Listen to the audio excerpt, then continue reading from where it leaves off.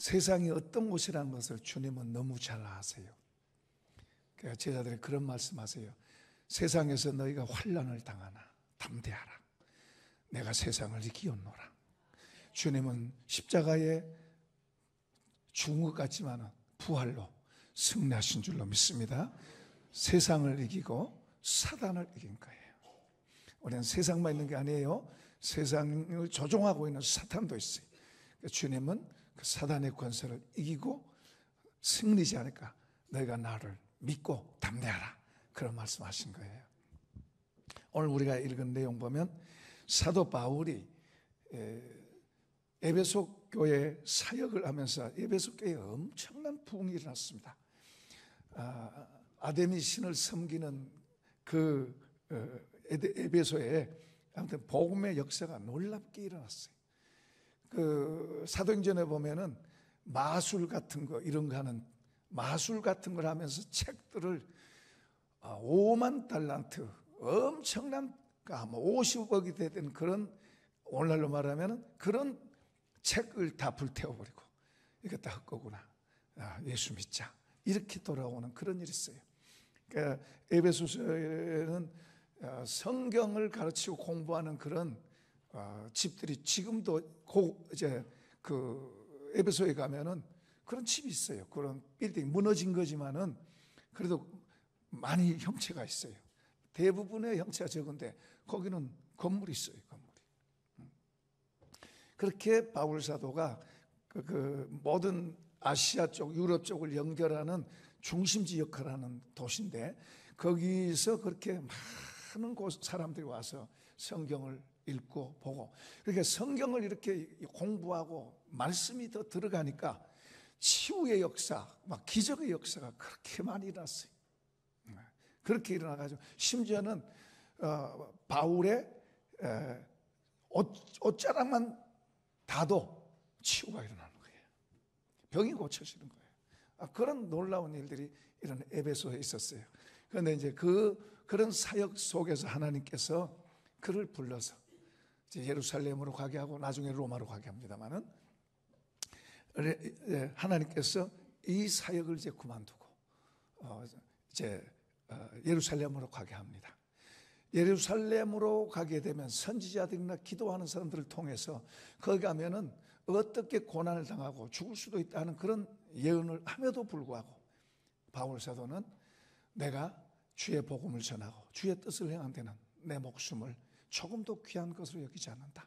다 그런 결심을 하고 사람들 앞에서 그런 말을 하고 그렇게 가요. 정말 예루살렘에 가서부터 이제 붙잡혀서 죄수 아닌 죄수가 돼서 죄를 지은 죄수가 아니라 아무튼 잡혀가지고 매맞고 고난당하면서 그런 속에서 로마로 호송돼요. 로마로 호송되면서 이제 그 많은 고난도 당하지만은 그 고난 속에서도 하나님은 일하세요. 여러분 어렵다고 낙심하지 마세요. 어려운 속에서 일하시는 하나님을 경험하고 그리고 거기서 만나고 그 하나님으로 힘을 얻기를 축복합니다. 세상은 어려움 없을 데가 없어요. 우리 가정도 또 우리 교회도 또 국가도 모든 게 어려움 없을 데가 없어요. 항상 어려움은 있어요. 중요한 건 우리 마음이 어려움을 이겨낼 수 있는 그런 마음이 있느냐 아니면 어려움에 그냥 붙잡혀가지고 휩쓸려가지고 떠내려가면서 죽는 이 산이 그러냐. 주님은 우리에게 세상에서 우리가 환난 당할 걸 말씀하셨어요. 어려울 거를 말씀하셨어요. 세상 속에 그리스도인으로 서 있다는 것, 빛으로 서 있다는 것, 예수의 사람으로 서 있다는 것, 이것 자체가요 굉장히 영광스럽고 귀한 거지만 그러나 어려움이 있어요. 이런 어떤 글이 있어서 한번 메모했습니다. 마차는 말이 끌어주고 사람은 마음에 끌리며 불행은 불평에 끌리고 행복은 감사에 끌리지 말씀이 끌리는 당신은 하나님의 사람입니다. 우리가 주님의 말씀 붙들고 예수님 믿고 주님의 말씀 붙들고 세상 속에 서 있으면 어려움이 있어요. 그러나 주님이 도우시고 그게 주님의 사람들이다. 바울 사도의 그런 모든 삶, 주님도 그러셨고 바울 사도의 삶도 그랬고 모든 구약의 많은 성도들의 하나님 앞에 사는 사람들의 모습도 그랬고 우리 시대도 그렇고 앞으로도 마찬가지예요. 하나님의 말씀을 붙들고 주님을 믿고 주님 앞에 사는 사람들의 삶은 어려움이 있어요. 주님 편으로 있으면 세상이 우리 편이 아니잖아요. 주님 편에 있으면 어려움이 있어요. 그러나 주님이 함께 하시고 돕는 줄로 믿습니다. 그러니까 바울 사도도 수없이 그렇게 경험하고 이제 이 교회를 에베소 교회에도 바울 사도가 떠나면 이런 일, 어떤 일이 있게 될 것에 대해서 지금 말씀하고 있는 거예요. 뭐라고 그래요? 여러분은 자기를 위하여 온 양떼를 위하여 삼가라. 성령이 그들 가운데 여러분을 감독자로 삼고 하나님이 자기 피로 사신 교회를 보살피게 하셨느니라. 교회는 예수님의 피로 사신 것이고 예수님의 몸인 줄로 믿습니다. 교회를 위해서 수고하고 봉사하고 헌신하는 것은 주를 위해서 교회를 어렵게 하고 힘들게 하는 것은 주를 대적하는 거예요. 사도 바울이 교회를 핍박으로 당했어요. 그 주님이 그러잖아요. 왜 너 나를 핍박하냐? 바울은 주님을 몰라요. 바울이 전에 이름이 사울이죠. 사울은 주님을 몰라요. 안 봤어요. 교회를 핍박해요. 교회가 아주 이단이고 나쁜 곳이라고 핍박했어요. 근데 주님 만나서 찾아오셔서 사울아, 너 왜 나를 핍박하느냐? 교회를 핍박했냐? 내 양떼들을 핍박했냐? 안 그래요. 왜 나를 핍박하느냐? 여기서도 지금 하나님이 자기 피로 사신 교회를 보살피게 하셨네요. 내가 떠난 후에 사나운 이리가, 이건 이제 이단의 세력들을 말한 거예요. 잘못된 사상을 갖고 수없이 들어오게 될 것을 지금 내다보고 예언처럼 지금 말하고, 실제로 그런 일이 많이 일어났어요. 이것은 예수님도 말씀하신 거예요. 교회에 그런다고 해서 천국이 아니에요. 사단의 타겟팅은 어디예요? 안 믿는 사람들은 아니에요. 사단의 타겟팅은 믿는 사람들이에요. 왜냐하면 내 안에 있다가 주님 앞에 뺏겼잖아요. 그러니까 사단의 타겟팅은, 귀신의 타겟팅은 우리 믿는 사람들이에요. 그러니까 우리는 주님과 주님의 말씀을 우리 마음속에 담고 그걸 붙들고 세워가면 주님이 우리를 도우실 줄로 믿습니다. 할렐루야. 그러니까 사나운 이리가 여러분에게 들어와서 그 양떼를 아끼지 아니하며 양떼, 주님 성도들을 뺏어가는 거예요. 신천지 같은 데는 신천지에 그 많은 사람들이 거의 믿는 사람들이에요. 거의 믿는 사람들이 미혹된 거예요. 얼마나 안타까워요. 전에 그 우리 부목사로 했던 김 목사, 이름 내가 말하지 않겠습니다만, 그 김 목사 애인 결혼하기로 약정한 사람이, 근데 그 신천지 들어 CCC 순장도 했어요. 순장도. 근데 거기 가서, 그래서 김 목사가 그 신천지 교육안대를 가서 참석도 해보고, 근데 그쪽에 홀리니까는 모르는 거야. 홀리니까 모르는 거야. 틀렸다고 말을 해줘도 안 하는 거야. 결국에는 갈라서고 이제 다른 분하고 결혼해서 애 하나 낳았다고 했는데 둘 낳았단 말 들은. 아무튼 이단이 여러분 오고 오는 시대 속에서 주님 오실 때까지는 이 세상에 이단도 일어나고 악한 자도 일어나고 잘못된 것도 일어나요. 우리는 주님 앞에, 주의 말씀 앞에서 바른 믿음을 갖고 바로 서야 될 줄로 믿습니다. 그리고 무엇보다도 지도자를 신뢰하고 지도자 말을 들어야 돼. 그냥 내 생각에 내가 옳다. 우리 똑똑한 권사님 한 분 있었어요. 한번 신방을 갔는데, 신방 갔으니까 다행이지, 어떤 성경 공부를 하고 있는 거예요. 아니 나한테 말해서 그런 게 아니고 무슨 책이 있어요, 교재가. 그래서 이게 뭐냐고 보니까 아무것도 아니에요 그러더라고요. 그래서 한번 보자고. 그거 아무 이상 없는 거예요. 근데 보니까 신천지 교재야. 내가 보기엔 잘못되어 있는데 그 권사 똑똑한 권사예요. 그 사람이 목사 됐단 말 들었어요. 그 권사가. 근데 자기는 그게 옳다는 거예요. 내가 볼 때 잘못했어요. 권사님 이렇게 잘못했어요. 그리고 버린 거예요. 그대로 갔으면 신천지 간 거예요. 그러니까 우리가 각종 이런 이단들이 많이 있는데 이런 것을 조심해야 돼요. 이단 지금만 있는 게 아니에요. 처음부터 있었고 앞으로도 계속 있어요. 앞으로는 더 그런 게 더해질 거라고 주님은 예언하셨어요. 그러니까 우리가 순전한 그런 믿음 갖고 살고 바로 살아서 우리는 어디까지 가야 돼요? 천국까지 가야 돼요. 여기서 잘 살고 그런 것을 끝나면 안 돼요. 우리는 천국까지 가는 거예요. 예수 믿는다는 건 천국까지 가는 거예요.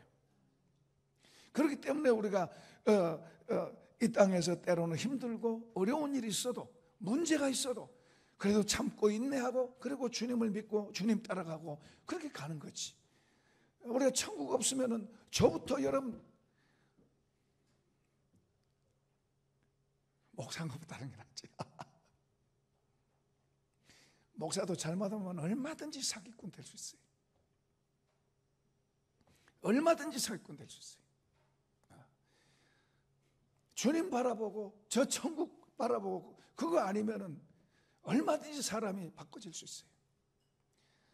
그러나 우리는 주님을 더 바라보고 갈수록 더 주님이 보여야 될 줄로 믿습니다. 희미하다면 더 확실해지도록 우리가 애를 써야 돼요. 그걸 애를 써야 되는 거예요. 주님이 희미하다면 주님이 더 확실해지도록 애를 써야 돼요.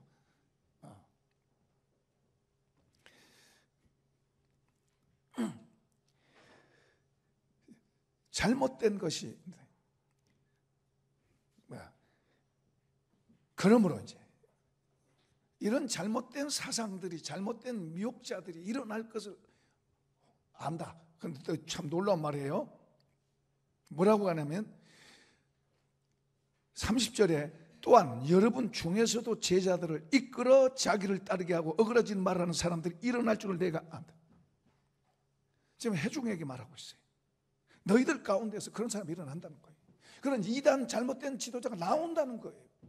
이리 같은 사람으로 바뀐다는 거예요. 지금은 좋지만은 나중에 이리 같은 사람으로 바뀐다는 거예요. 그걸 말하고 있는 거예요.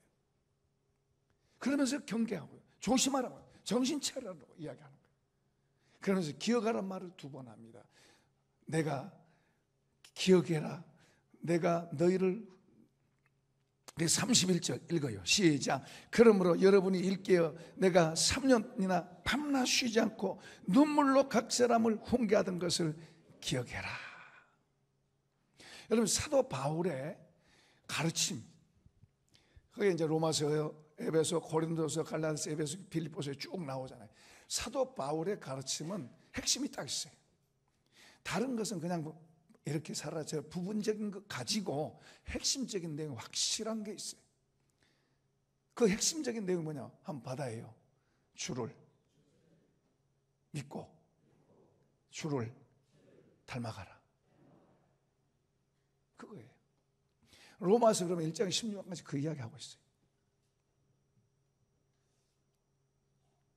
그러니까 주님이 우리 김동훈 집사님 안에서 산다. 그 주님이 김동훈 집사 안에서 사는데 부활하신 주님이 김동훈 집사 안에서, 이게 다 우리 지금 다 같은 말이에요. 부활하신 주님이 김동훈 집사님 안에서 사는데 그 주님이 나의 주인이 되고 점점 그분이 더 내 안에서 분명해지게 해라. 그걸 가르치는 거예요. 그러니까 처음 믿을 때는 내가 그래요. 내가 그런 사람이 이제 점점 주님이 내 안에 더 채워지면 채워질수록 내가란 말이 바뀌는 거예요. 주로 바뀌는 주로. 주님께서 주님을 더 알아지는 지각이 생기잖아요. 그러니까 전에는 내가 그랬는데 주님이 그러면서 이제 점점 주님에 대한 경외감, 주님에 대한 귀중함, 이것이 이제 그분을 더 알아갈수록 내 속에 채워질수록 그분을 더 알수록 느낄수록 그분에 대한 경외감이 더 진지하게 되는 거예요. 할렐루야. 핵심이 그거예요. 다른 격까지 붙들고 가면 안 돼요. 그러니까 우리는 우리 주변에 오는 일어나는 모든 문제들을 통해서 오히려 그런 것을 통해서 오히려 주님과 더 깊어지고 가까워지는 기회로 삼는 게 그의 지혜예요. 그거 잃으면 다른 거 아무리 좋아도 다 잃은 거예요. 할렐루야. 기억하라. 자, 32절 또 읽어요. 지금 내가 여러분을 주와 및 그의 은혜의 말씀에 부탁하노니 그 말씀이 여러분을 능히 든든히 세우사 거룩하게 하심을 입은 모든 자 가운데 기업이 있게 하시리라. 하나님께서 우리 눈에 보이는 건 말씀이에요. 주님이 먼저 보이는 게 아니에요. 주님은 우리 가운데 계세요. 우리 예배를 받으시면 믿으시면 아멘. 주님이 우리의 찬양을 받으시면 믿으시면 아멘. 주님이 우리의 예물을 받으신 걸 믿으시면 아멘. 주님이 여기 같이 계세요. 그런데 우리 눈에 안 보여요. 그러나 주님께서 여러분의 마음속에다가 심어 놓으셨어요. 이해되시면 아멘. 주님을 믿는 주님을 여러분 마음속에 심어 놓으셨어요. 심어 놓으셨어요. 그러나 그분 보이진 않아. 그러나 우리 속에 심겨져서 우리가 알아. 그런 지각이 생긴 거예요. 그런 DNA가 생긴 거예요, 우리가. 우리가 그걸 주님이 내 마음에 심겨져 있는 걸 내가 알아. 그래서 주님 앞에 예배하고 하는 거예요.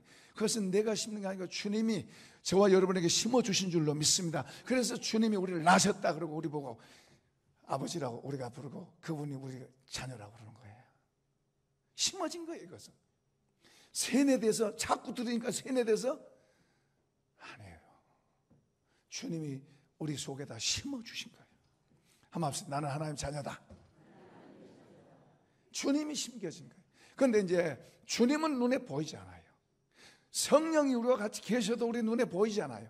그런데 이제 우리 눈에 보이는 건 이런 말씀이에요. 그래서 말씀을 옳게 분별하는 게 중요한 거예요. 올바로 분별, 잘못 분별하면 이단자들은 잘못되게 해가지고 그 교주를 신격화 시켜가서 끌어가는 거예요.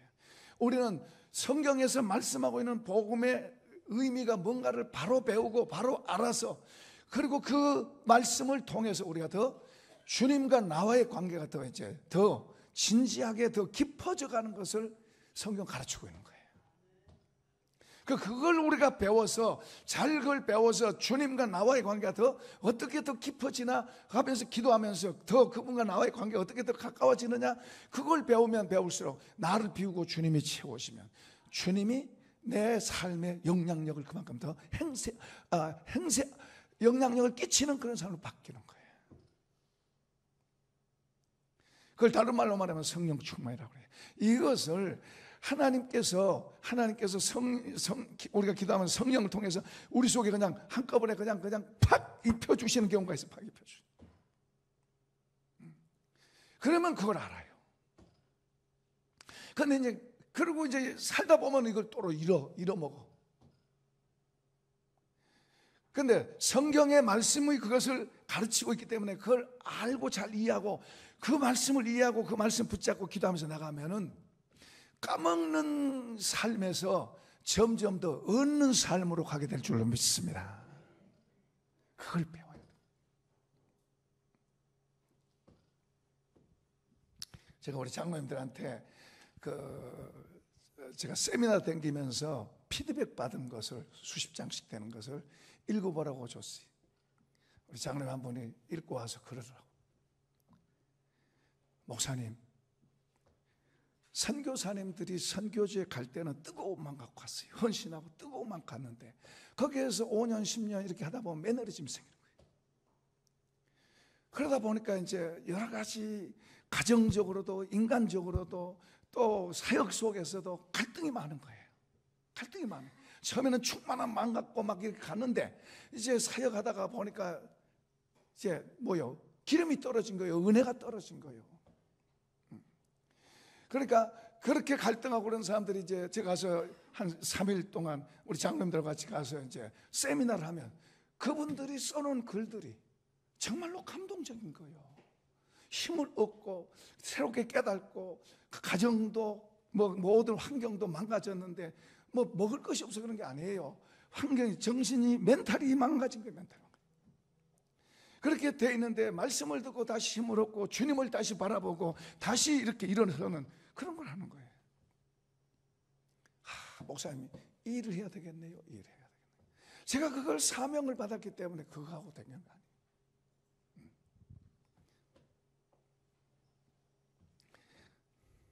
죄송한 것은 제가 그 사명 갖고 밖으로 다니면서 여러분에게 정말 더 충실하게 잘 못한 걸 제가 고백합니다. 그거 인정해요.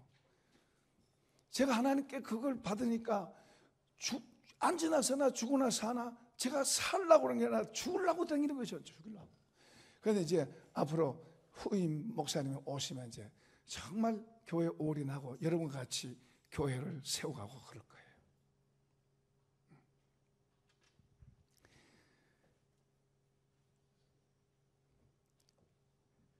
이제 여기서 지금 사도 바울이 있을 때는 가끔 와서 바울이 1차 전도여행, 2차 전도여행, 3차 전도여행 하는 거 뭐예요? 세웠던 1차 전도여행 때 세웠고 믿었던 교회 그냥 놔두면 약해지니까 두 번째 가서 또 이렇게 세우고 또 세 번째 가서 이렇게 세우고 그러면서 교회들을 이렇게 세운 거예요. 그런데 이제는 바울 사도가 갈 수가 없는 거예요. 이제는 그 사명이 다른 쪽으로 가는 거예요. 갈 수가 없어요. 갈 수가 없으니까 지금 마지막이에요. 그러니까 마지막인 줄 알고 서로 목을 안고 다시 못 보죠. 이제 목을 안고 울고 다시 못 보니까. 그러니까 바울 같은 경우에 유언처럼 지금 설교하는 거예요. 유언처럼. 마지막 설교하는 것처럼 그런 설교하는 거예요. 여러분 마지막 여러분이 여러분의 가족에게 자녀들에게 마지막 유언을 한다면 마지막 말 한다면 무슨 말 하겠어요? 무슨 말 하겠어요? 마지막 말 한다면 여러분 가족에게 마지막 말 한다면 여러분 자녀에게 마지막 말 한다면 혹은 여러분 남편이나 아내에게 마지막 말 한다면 무슨 말 하겠어요? 바울 사도가 마지막 말을 하는 거예요. 마지막 말.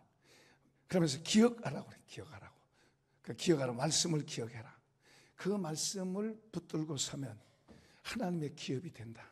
하나님이 복을 주시고 하나님 붙들어 쓰시는 기업이 된다. 아멘 합시다.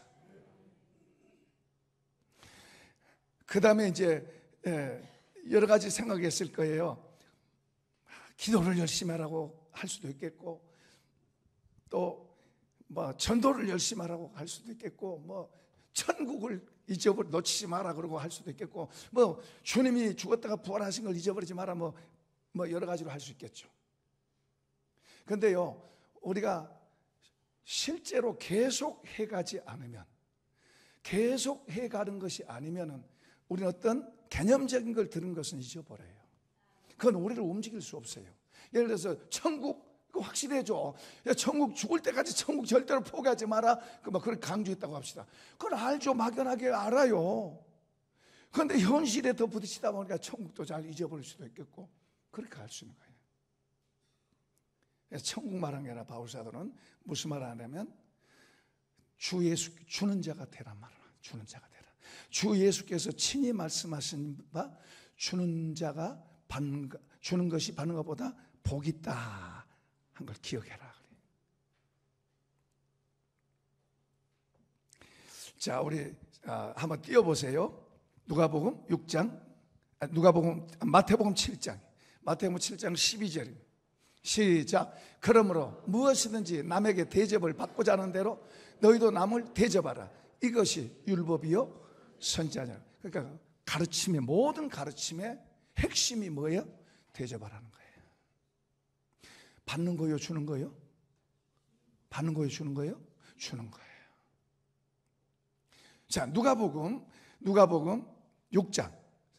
자, 시작. 주라. 그러면 너희에게 주리니 너희에게 줄 것이 후히 되어 누르고 흔들어 넘치도록 하여 너희에게 안겨주리라.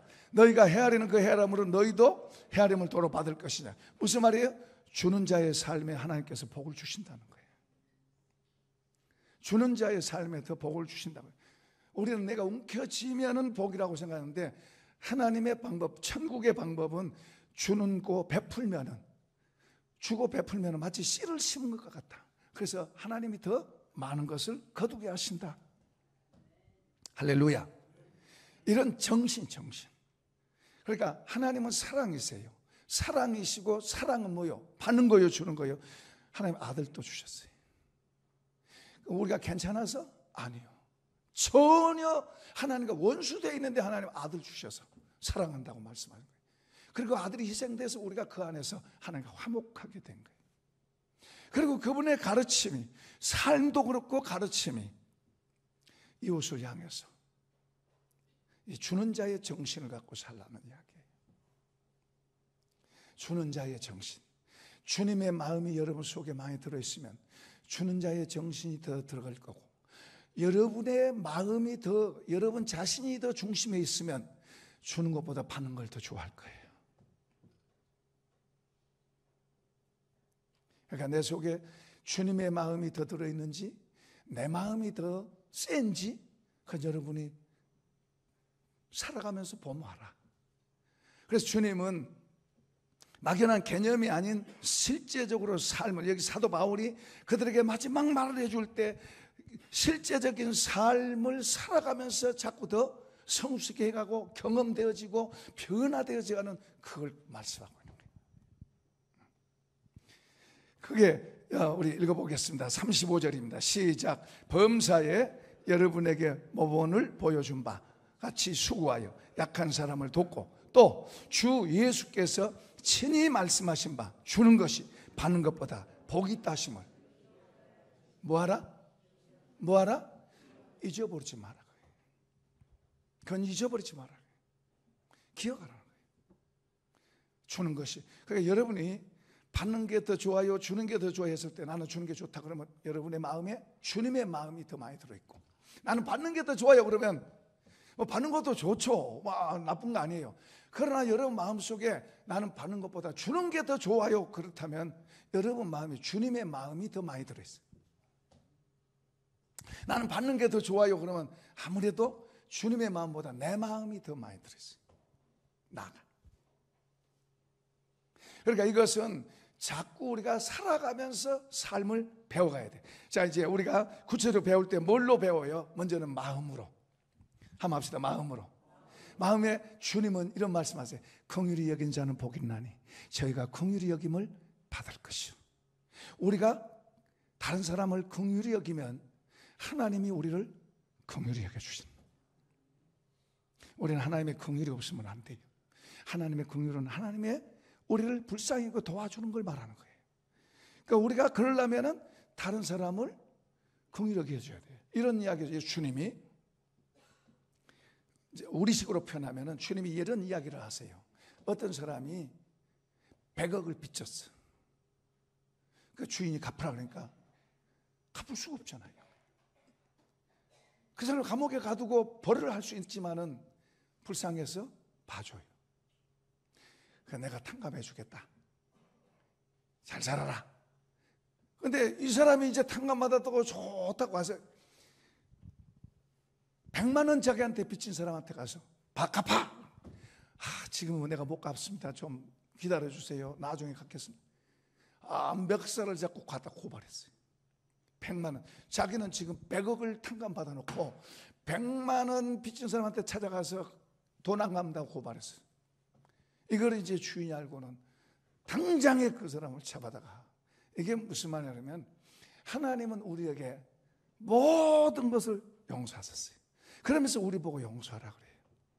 그런데요, 우리가 다른 사람을, 내가 주님께 용서받았으니 다른 사람을 용서하면 내 마음도 편안해요. 그런데 내가 용서를 하고 제게 저랬어 하고 용서 안 하면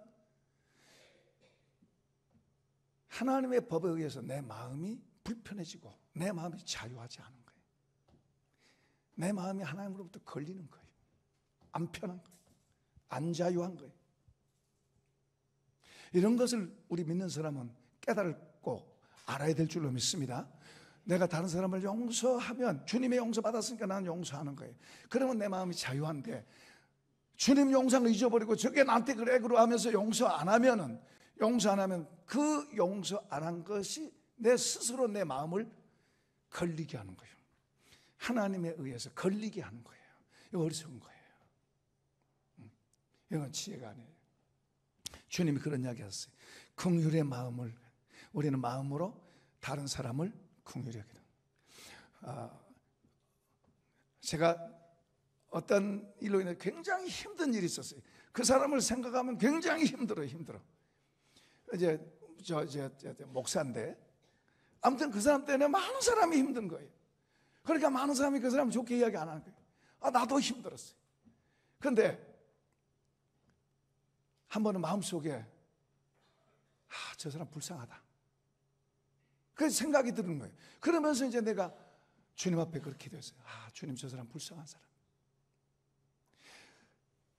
참 불편하고 까다로운 힘든 사람이다 했는데, 불쌍하다는 사람으로 이렇게 내 마음에서 바꾸고 나니까 내 마음에 평안이 오고 자유가 온 거예요. 얼거 맺었던 게 없어진 거예요. 할렐루야. 그 다음부터 그 사람 나쁘다고 말 안 해요. 그냥 참 불쌍하다, 주님 긍휼히 여겨주세요. 그러니까 내 마음이 자유하고 편안해져요. 하나님께서 정말 놀라운, 우리가 살아가는 삶 속에서 정말 더 좋게 살아가는 그런 것을 우리가 가르쳐주고 있는 거예요, 이런 게. 자, 긍휼의 마음, 우리는 마음으로 다른 사람을 긍휼히 마음. 그 다음에는 또 이제 말, 감사의 말. 감사합니다. 옆에 사람 한번 해봅시다. 감사합니다. 우리가 하나님께도 우리 환경 속에 어떻든 간에 아무튼 감사 말부터 터뜨리세요. 하나님 감사합니다.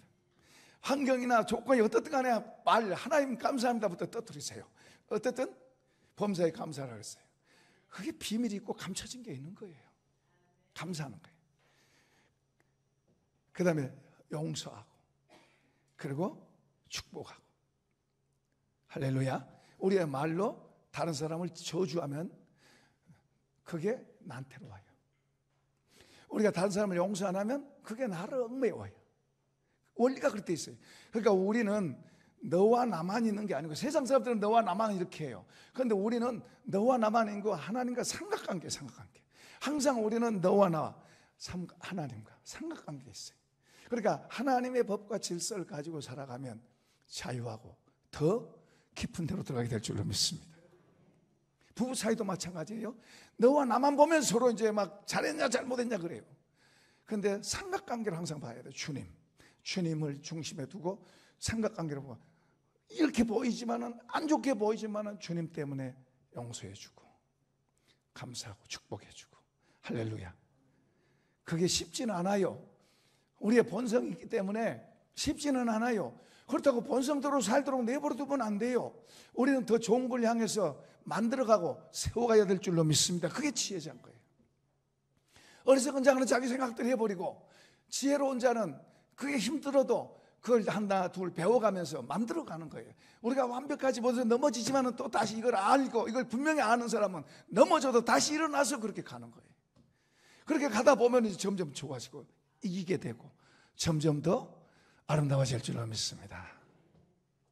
이런 게 하나님의 지혜예요. 자, 그 다음에 행동으로. 자, 한번 옆 사람에게 한번 웃는 얼굴 한번 보여줘 보세요. 항상 우리가 가정에서도 딱 보면 웃어요. 외국 사람들은 보면 처음 본 사람들이라도 말을 하고 인사를 하고 웃는 얼굴을 해요. 지나가면서. 그런데 우리 한국 사람은 내가 유심히 살펴봐요. 안 웃어요. 성난 사람 같아요.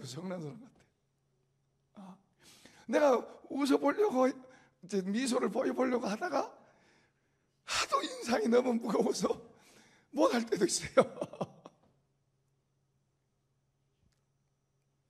옆 사람 한번 얼굴 한번 보여줘 보세요. 특히 아내된 분이 남편이 들어오면은 자, 우는 얼굴로 맞아주면 얼마나 좋아요. 남편이 얼마나 행복해요. 뭐 돈 든 것도 아니잖아요. 한번 수고했어요. 한번 우는 얼굴 한번 보여주면 남편은 정말 행복한 거예요. 남자들은 상당히 단순해요. 범집사님, 집에 딱 들어오면은 딱 처음 보면 그냥 좋은 말로 하면서 우는 얼굴 보여줘요.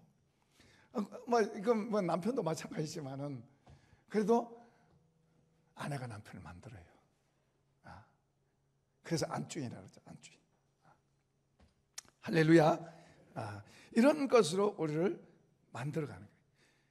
그냥 우리가 하나님께도 우리가 드리는 거예요. 예배 드리잖아요. 하나님께도 주는 거예요. 하나님께 주고. 사실은 하나님께 우리가 뭘 주면 얼마나 죽었어요. 하나님께 우리가. 근데 우리는 우리 예배를, 하나님 앞에 예배를, 그분이 아들 주셔서 날 살려고 나 모든 걸 다 용서하셨고 모든 걸 주셨는데, 우리가 하나님 앞에 예배를, 하나님 앞에 찬양을 드릴 때도, 우리가 또 우리의 기도를 드릴 때도, 또 우리가 우리의 예물을 드릴 때도 우리가 예배를 하나님 앞에 귀하게 드립니다. 예배를 하나님 앞에 귀하게 드려. 하나님께 주는 거예요. 하나님께 주는 거예요. 아멘. 하나님께 지금 우리는 주는 거예요. 지금 설교 시간은 우리가 받고 있는 시간이에요. 사실은 우리가 받고 있는 시간이고, 우리가 지금 이제 하나님께 모여 드리는 거예요. 하나님께 주는 거예요. 하나님께 주는 거예요. 그러니까 하나님, 상대가 하나님께 이제 드린다 이렇게 표현하지만 주는 거예요. 하나님께 주고, 사람에게도 주는 자의 정신. 그게 우리 마음 속에 주님의 마음이 많이 들어있을수록 그게 자연스럽게 되고, 주님의 마음보다 내 마음이 더 많이 들어있으면 막 억지 같고 힘들어 조금. 그러나 내 마음 갖고 사는 것보다 주님의 마음으로 받고 사는 게 좋은 줄로 믿습니다. 그걸 만들어 가는 거예요. 그걸 성령 가르치고 있는 거예요. 예수님의 마음이 점점 우리 속에 들어오도록, 그게 복음이에요. 복음. 기쁜 소식. 그러니까 우리가 예수 믿어도 힘들게 살아가는 거예요. 이 비밀을 놓치면 예수 믿어도 힘들게 살아가. 교회 또 가야 돼. 나 바쁜데, 피곤한데. 그러니까 주님의 마음이 안 돼 있으면은, 내 마음으로 돼 있으면은 나는 나에 의해서 움직이잖아요. 바쁜데, 뭐 피곤한데, 뭐 어떤데, 이렇게 핑계하는 거예요. 그런데 주님의 마음이 많이 들어있으면은, 주님을 향해 하는 게 신나죠. 더. 신나죠. 주님의 마음이 많이 들었으면 주님을 향해서 하는 게 쉽고 신나고 좋은 거예요. 주님이 말씀하신 그 말씀대로 하는 게 좋은 거예요. 기쁜 거예요. 즐거운 거예요. 그래서 내하고, 나 마음하고 주님 말씀하고 내 속에서 이제 싸우는 거예요. 어떤 때는 해 말어 조 말어 하면서 싸우는 거예요. 그런데 주님이 이기게 하시면 마음이 기쁨이 오고 편안해요. 좋아지는 거예요. 왜요? 우리는 주님을 떠날 수가 없는 거예요. 주님 우리 속에다 그걸 심어주신 거예요. 주님의 자녀의 DNA를 심어주셨기 때문에 그렇게 살아가는 게 편하고 더 좋은 거예요.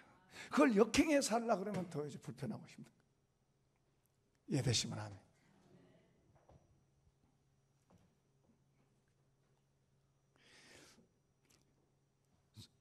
주는 자의 정신은 교회가 나에게 무엇을 해주기를 원하는 것보다, 내가 주님의 교회를 위해서, 주님 피로 값주고 사신 교회를 위해서 뭘 할 수 있을까? 저 사람이 나에게 뭘 해주기를 원하는 것보다 내가 저 사람에게 뭘 해줄 수 있을까 하는 그런 사고방식, 그런 생각, 이런 게 우리의 건강의 척도를 말하는 거예요. 이게 하나님의 축복의 척도예요. 그러니까 이런 자세가 돼 있을수록 성경을 읽어보면 읽을수록 더 성경이 나를 더 힘있게 만들고 세워주는 거예요. 왜냐하면 성경은 그렇게 가르치고 있습니다. 그걸 가르치고 있는 거예요. 하나님의 마음을 가르치고 있는 거예요. 하나님의 마음은 뭐예요? 아들도 아끼지 않고 원수된 우리에게 주신 마음이에요. 사랑이잖아요.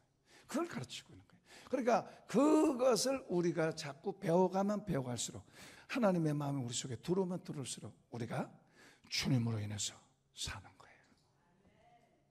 안 그러면 내 힘으로 살려면 세상도 힘들고 매일매일 힘든 거예요. 심지어는 예배 드린 것도 힘들어요. 안 드리면 하나님 앞에 벌 받을 것 같고, 그렇다고 안 드릴 수가 없고, 그렇게 힘든 거예요. 주님의 마음이 들으면 즐거움이 되는 거예요. 기쁨이 되는 거예요. 의무를 뛰어넘어서 자원해서 기쁨으로 하는 거예요. 이런 성도 되기를 축복합니다. 이런 복이 있기를 축복합니다. 축복합니다. 자, 우리 찬양하십시다.